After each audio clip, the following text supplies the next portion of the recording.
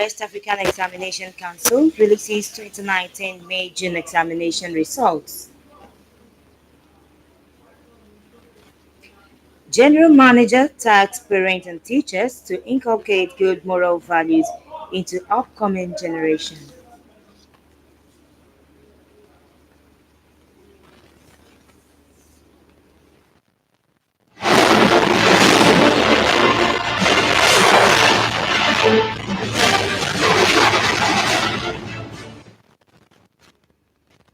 Good evening and thanks for joining us on the Channel 12 News. I am Abusala Pedro Adeyemi. Now the news. Vehicular and human movements were today restricted between the hours of 7 and 10 in the morning during the July edition of the monthly environmental sanitation held across the state.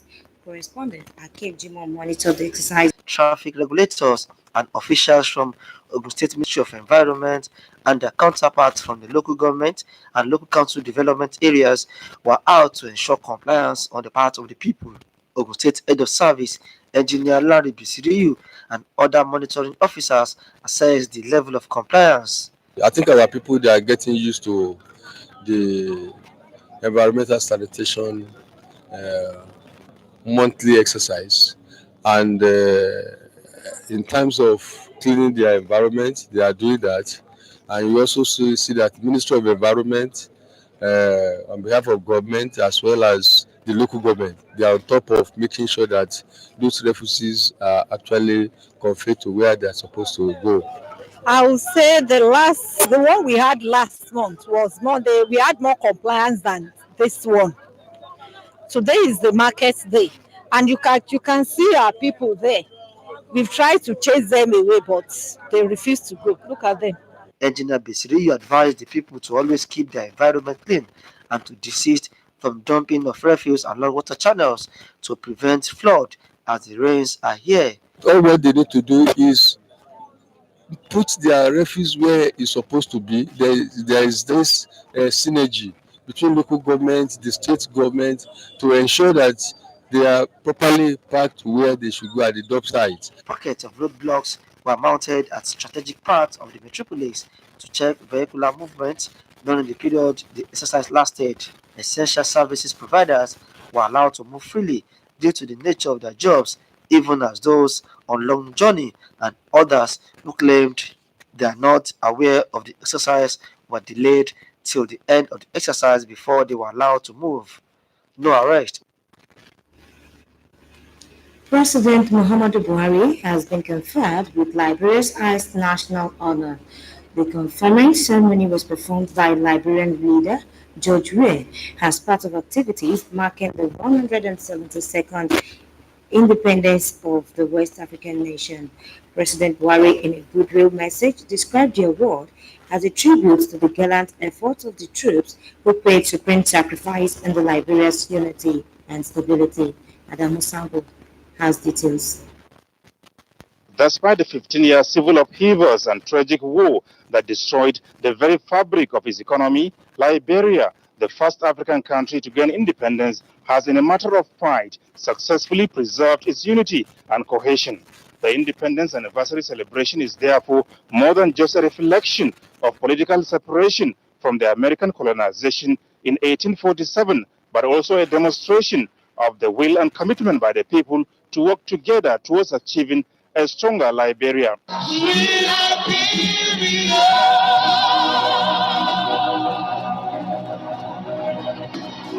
The climax of the event, witnessed by several other African leaders, was the conferring the country's highest national honors award on President Muhammadu Buhari.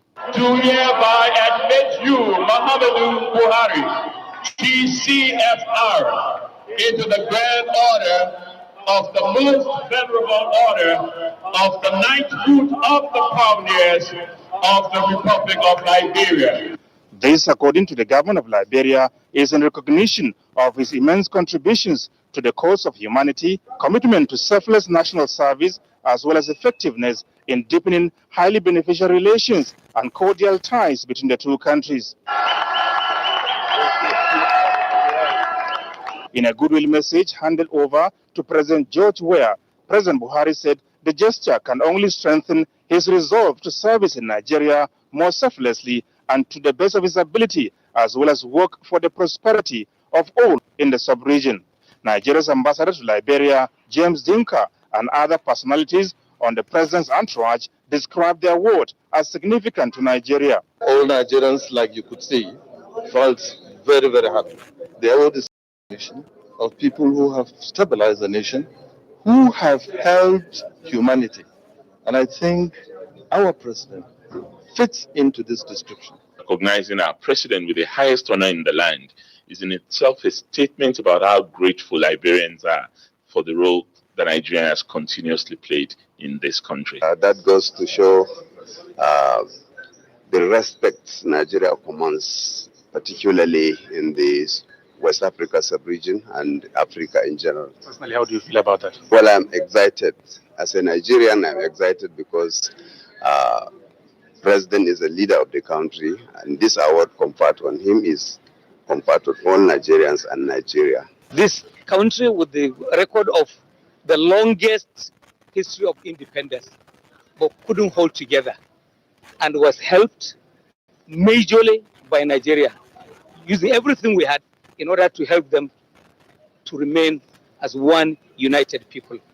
The President's Award is a recognition of all this and the fact of the continuing support of Nigeria for the country to rebuild. In the spirit of togetherness, Nigeria has promised to provide 50 volunteers this year to support Liberia in the field of education and health through its technical assistance program. During the colorful event, President George Weah promised to faithfully implement his ambitious pro-poor agenda.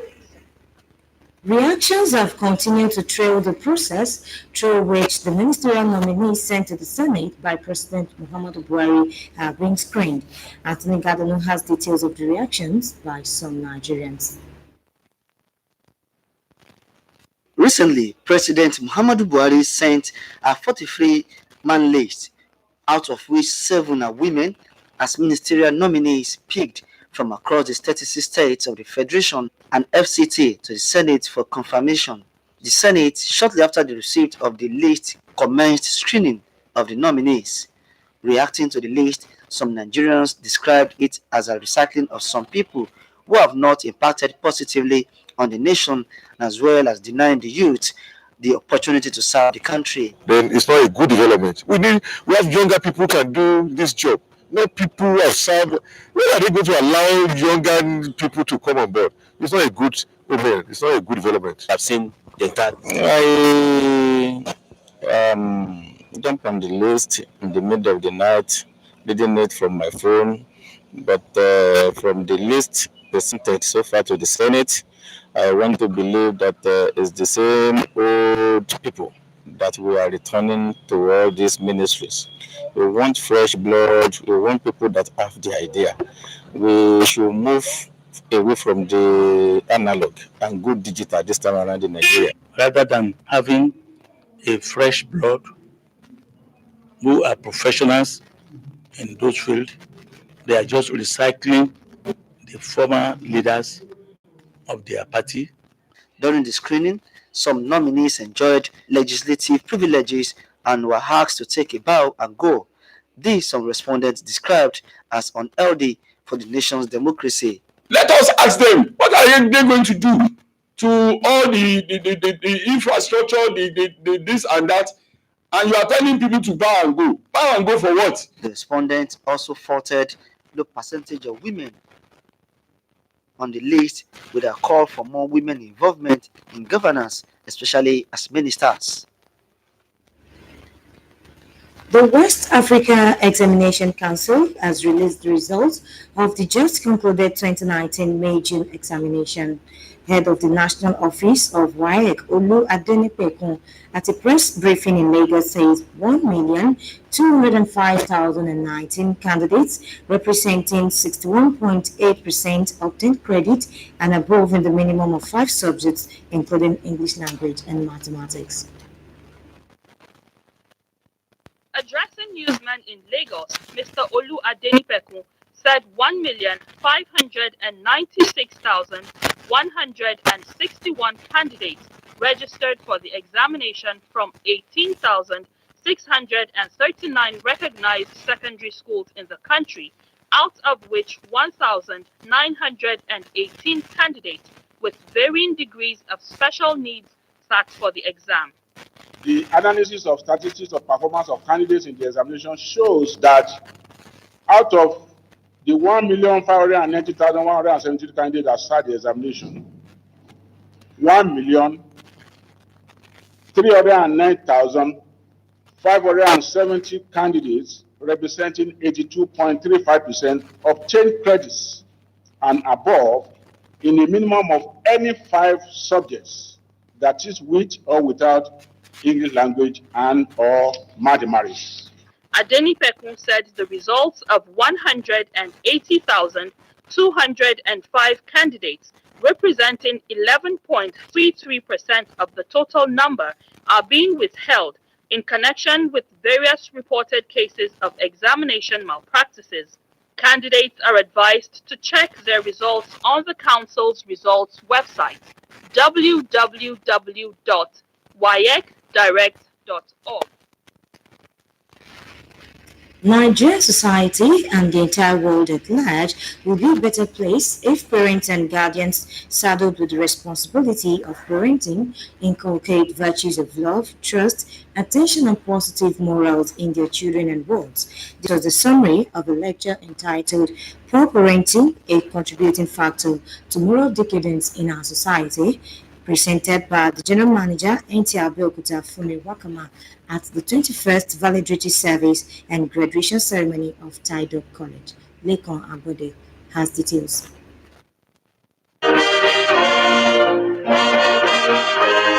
Each student of Tidal College, Abeokuta, has a unique story to tell about the journey that has brought them to graduation day.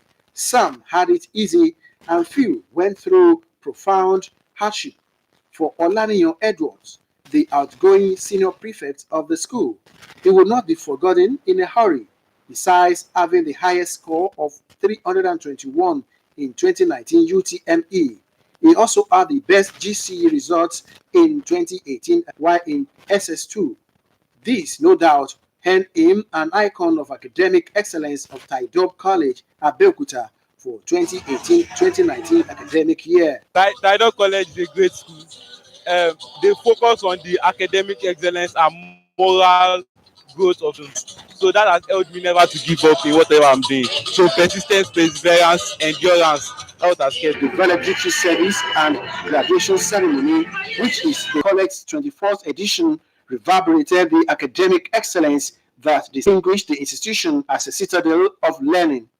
Guest speaker at the event, General Manager Nta Abeokuta attributed the successes recorded by the school to good parenting and admonished parents and guardians to be good role models, build positive morals and values on their children to curb decadence in the society. Parenting is something that is very delicate.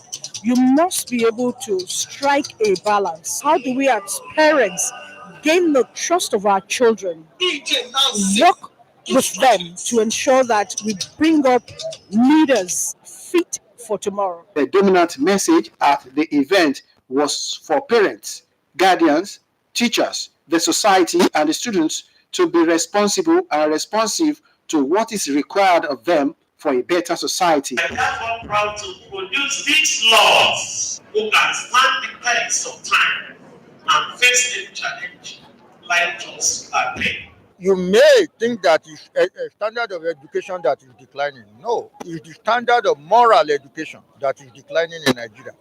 Because of the decline in moral education, you are having problems even with education generally. So we should focus it rightly. Prizes and awards. The education sector have been urged to take urgent steps in addressing moral decadence that has eaten deep into society, especially among the youth. The team leader of a non-governmental organization, Integrity Campaign Group, made the call when the group paid a courtesy call to the Nigerian Television Authority, Nta Abeokuta. Akinjima's report is here presented. Moral decadence among youths had before now eaten deep into the fabrics of society, and steps taken by concerned authorities, including religious bodies, in addressing the cankerworm are proving not to be effective, since the situation persists, especially among young people, majority of whom are students. To address this, a non-governmental organization founded by young spirited people is championing the need for the awakening moral values among the youth through sensitization. The group took the campaign to Nigeria Television Authority, Nta Abeokuta, where they solicited for support in the area of coverage. My name is Fumi Wakama, General Manager, Nta Abeokuta. I am from Ogun State. I have integrity. The team leader, Integrity Campaign Group, Daddy Adedotun, emphasized more on the essence of the visit. Young people do not really want to go through the right channel. Due process is being eroded day by day. And when we allow this to continue, the future looks bleak. So catching them young or looking into every segment of the society, preaching the message of moral principle, ethical principle, and any other thing that will make the society better should be the collective responsibility of. For the general manager, Nta Abeokuta, from Wakama, collaborating with relevant bodies and agencies remain a priority that will take the station to enviable heights. For us, as management, it will just to bring our own contribution to whatever you're doing. What I mean, it will be free of charge. The second anniversary of the group comes up on the 29th September 2019 with the theme, Before You Act, Think Integrity. The state government has intervened in the various complaints and agitations over the wrongful allocations of shops at the newly built Adire Mall. The special advisor to the governor on housing, Jagumolu Omoni, made this known while addressing traders from the Ituku market who were protesting against the allocation of shops at the complex. Correspondent Lukman Adefeso's report was presented in this package. The protesters from Itoku Market with various placards of different inscriptions complained that the over 200 shops at the Adire Mall in Itoku were not properly allocated, as majority of initial shops owners whose shops were demolished to pave way for the construction of the mall did not benefit from the allocation, hence the need for government to reallocate the shops. All our people that have been in the songs over 3 or 5 years now. But little have been given, and government give us 1 million naira. But our people, I didn't know who give the person the power to collect 300, 200 underground and share the shop to other people. That's what is not good.